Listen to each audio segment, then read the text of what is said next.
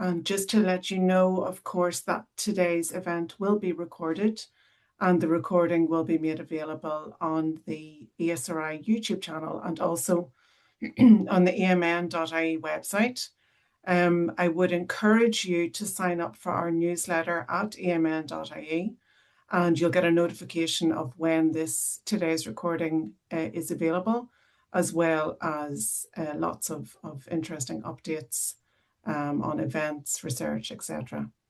That's a monthly newsletter and I highly recommend it as an information source.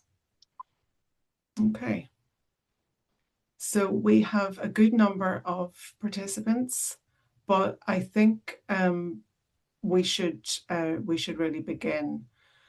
So a sincere welcome to this launch of the Asylum and Migration Overview Report 2024 for Ireland. AMN Ireland is based within the ASRI and also within the Department of Justice, Home Affairs and Migration. And on behalf of the whole team, we'd like to extend our welcome to you for joining us here this morning. As many of you will know, the report that we're launching today was published last week. You may have seen it in the media. It is available for download already on both the ASRI and the AMN websites. AMN has been producing this type of monitoring report for over 20 years. So it has been renamed this year. It used to be known as the Annual Report on Migration and Asylum.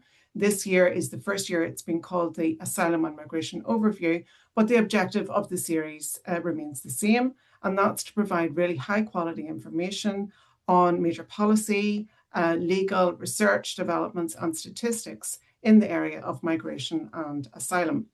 So there are two levels to this series. At the AMN level, a report is produced each July, and that's based on templates from each of the AMN countries. So that's all the EU member countries, as well as 8 non-EU observer countries.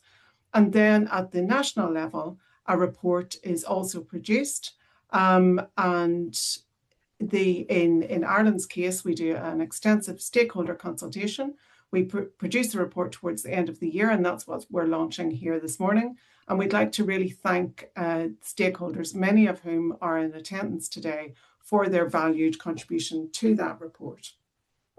So I believe this series is a really good example of what AMN does really well. The report that we're launching here today is comprehensive, it's robust, and it's objective. And it also provides that facility for comparability across the AMN member countries. We have over 270 people registered to attend the event today. And I think that reflects the fact that the report is well established in terms of the quality of the information that it contains, as well as a strong and maybe increasing appetite for good quality objective information in this space. I'd like to sincerely congratulate the authors, Ciara Murphy, Ailish Mitchell, Lucas Rohan, Ciara Dalton, and Ada Sophia Hahn, as well as our legal consultant, Emily Cuniff, for their work on this report. It's a big team, but it's also a big report. And what we aim to do this morning is to give you just a 1-hour overview of the highlights. The report itself is over 170 pages of very rich and detailed information. And notwithstanding the fact that we have 2 excellent presenters, Ciara Murphy and Emily Cuniff, taking us through the findings today, it's unlikely that we're going to be able to cover everything. So I do recommend you go to both the national and the AMN level reports on the websites that I mentioned for further information. The next hour then is broken into 3 sessions. Ciara is going to take us through key statistics, followed by policy developments, and Ciara and Emily then will present research and case law. After each of the sessions, then we're going to have a 5-minute Q&A. Do feel free to use the Q&A box to add your questions throughout. We're going to get to as many of those as we can, but we will aim to keep to the 1 hour, more or less. So if there's any information that you would like, if there's anything outstanding, do please reach out to any of the team. We'd be more than happy to provide further information. I think that's it for now. So without any further delay, I would like to pass to Kira to kick us off. Thanks. Thanks so much, Emma. So as you can see, we're going to start with statistics, and there will be a Q&A after each session, as Emma mentioned. So if you have any questions about statistics, please have them at the ready. There is a Q&A function. Right. So we're going to start out with the kind of immigration, emigration, and net migration figures overall. So as you can see here, immigration overall dropped in the year to April 2025, which is the reference period that the Central Statistics Office use for looking at immigration and emigration every year. Emigration also slightly dropped. So immigration overall dropped by 16%, and net migration then dropped significantly. If we look then a little bit kind of more in depth at what actually happened in the immigration space, you'll see that a lot of this drop came from the non-EU group. So a lot of this, if you know, and you'll see this as we go through the statistics, is kind of a tapering off of arrivals from Ukraine, but there is kind of overall a slight drop in immigration overall from outside the EU, but there's also a slight drop in other areas. As always in Ireland and immigration, about a quarter is returning Irish immigration, and then a significant proportion is also kind of EU and the UK. But of course, the story over time in Ireland is one of kind of before the crash, immigration was kind of dominated by the Eastern European group. That really fell off during the crash and hasn't recovered with the recovery of the economy. So what we really see is kind of this increasing reliance on the non-EU group, and we'll see that kind of we've seen it in kind of the changes to the employment permit system over the last few years, and we see that reflection in the statistics as well. But that jump there in kind of 2022, 2023, 2024, that really reflects arrivals from Ukraine in particular, which was, of course, the biggest humanitarian flow in Irish history. If we look then at the first residence permit, so this is people who are getting a permit for the first time, and they're only required from people from outside the EU. So this kind of looks at the reasons, and we see an overall drop in first residence permits by 10%. And as always, kind of almost half of Irish non-EU immigration getting first permits is for education purposes. So that's higher education, but also English language education. If we look then at the stocks, so this is everyone who holds a residence permit at the end of the year. So this doesn't reflect new arrivals, it reflects everyone who's in Ireland on a residence permit at the end of 2024. We see that the reasons are slightly different. So education represents a smaller proportion, which potentially indicates that kind of there's more churn in the education migration, so more people kind of arriving and then leaving or moving on to different permits, for example. So it kind of ends up being about a quarter, and then employment about a quarter, and then family close to that as well. We see international protection, so this is that kind of light blue growing over time, but still to a very, very small proportion of overall permits. And again, so we see, even though there's a drop in the number of first permits being issued, there is an increase in the overall permits because those arrivals kind of are continuing. If we just kind of drill down then into employment permits, so this was a story of increase in 2024, but really kind of more a return to the 2022 figures, to close to 40,000, which of course is the highest that it has been since the crash. And following a drop in 2023. If we look at where those employment permits are going, so what sectors are employment permits being issued to, we see that as kind of in previous years, health and social work activities and information and communication really dominates. So they're responsible for about half the employment permits overall. Where we saw a really, really big increase in 2024 was in agriculture, forestry, and fishing. So that was a 162% increase to 9%. So that's kind of become a much more important part. Arts, entertainment, and recreation was also up 74%, and for example, education up 45%. We saw a drop in computer manufacturing, with a drop by a third in that area. So again, of course, the employment permit system reflects demand for employment permits, but it also reflects, what employment permits are permitted, which has been expanded over the last few years. If we moved then into international protection, so this is the asylum, so people arriving spontaneously for the most part to seek asylum, we saw a significant increase in this in 2024. So it was a 40% increase compared to 2023, which of course in itself had been quite a big increase compared to the pre-COVID trend. Um, 28% of those arriving for asylum in 2024 were under 18, and there was the greatest increase in 2024 in people who were arriving under the age of 14. This meant that Ireland represented 1.86% of the EU total compared to 1.17% in 2023 because overall arrivals dropped in the EU. If we look at where people were coming from for asylum, we see that first of all, the trend is quite similar. So we see the same nationalities generally over time. The one exception in 2024 was Jordan, which previously was very small. So 70 people from Jordan had applied for asylum in 2023, and that rose to 2,860 in 2024. So the biggest increase was Jordan and Palestine. So arrivals from Palestine increased by 708%. Um, there were some really big decreases as well. So arrivals from Algeria, for example, dropped by 81%. Other than that, kind of the trends are quite similar. We've seen this big drop in Georgian arrivals, which, if anyone remembers, in 2022 was the biggest single nationality group. If we then look at kind of how these are being processed, we see a significant backlog in applications. So this graph shows the number of applications that were pending at the end of the year, and we see a 42% increase compared with 2023. So we're seeing this kind of building up of applications in the system. And this is in spite of also a scaling up of decision-making capacity in the International Protection Office in particular.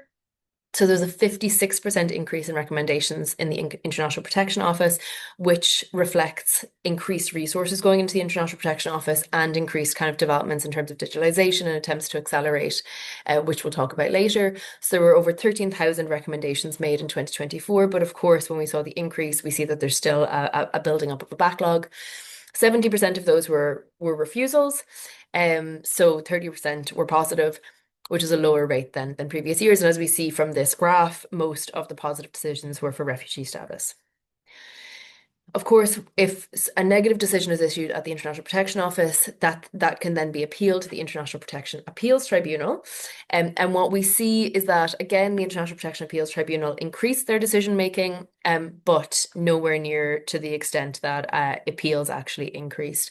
So we see an 85% increase in appeals from 2023, and a 148% increase in the number of appeals still open at the end of the year. So almost 10,000 appeals still open at the end of the year. Even though there was an 82% increase in the decisions made. And we see that 28% of appeals in 2024 overturned an IPO rejection. So that means that they made like a positive decision. One of the big stories, of course, from the year was homelessness of international protection applicants. So this shows the number of people who were unaccommodated on arrival during the year. So the blue is kind of the cumulative number over the year. The red is those kind of at the end of that month still awaiting an offer, and the orange, which is quite small, shows those who are offered accommodation following a vulnerability triage, and shows that kind of a very small number, 745, offered accommodation following a vulnerability triage, and close to kind of 6,000 unaccommodated at some point throughout the year.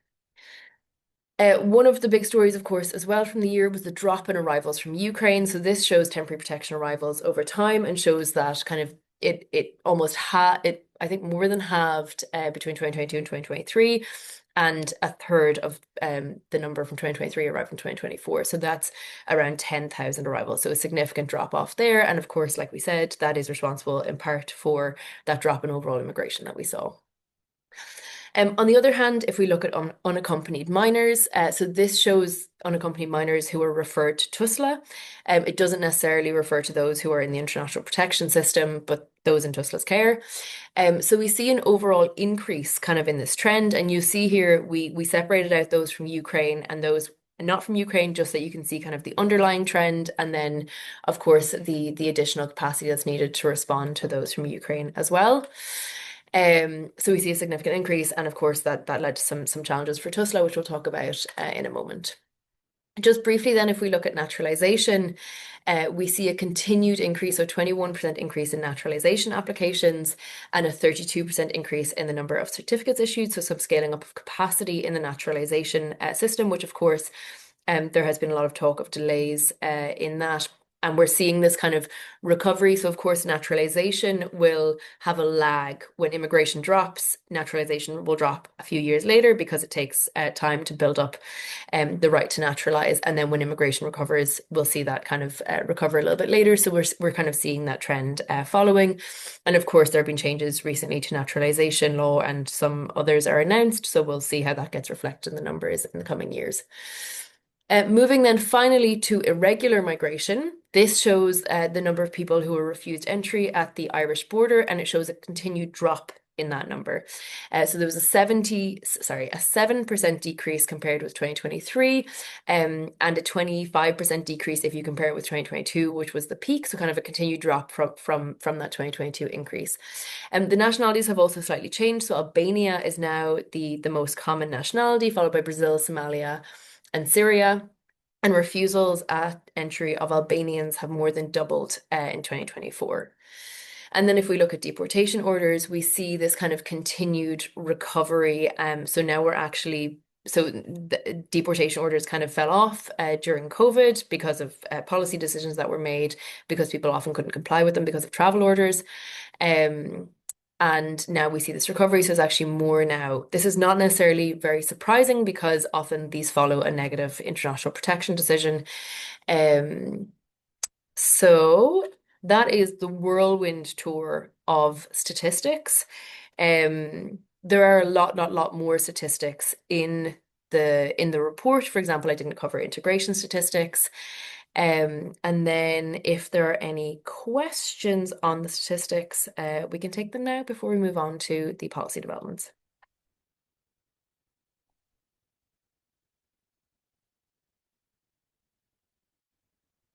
Okay, so I think we have, sorry, the Q&A function.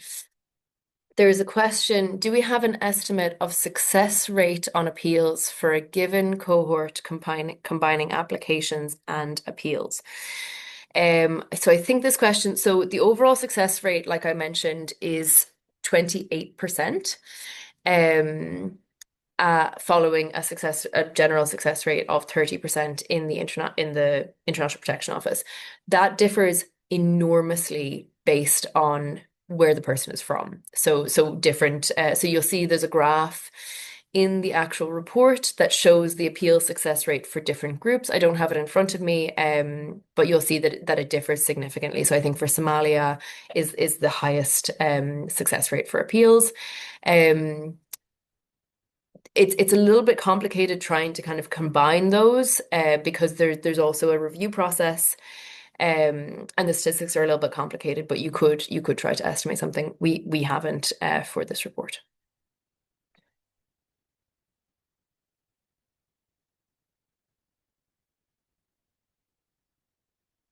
Are there any other questions on the statistics? If one occurs to you during the developments, you can always ask it later as well. Okay, so if there's no other questions on statistics, we will move on to developments. Sorry,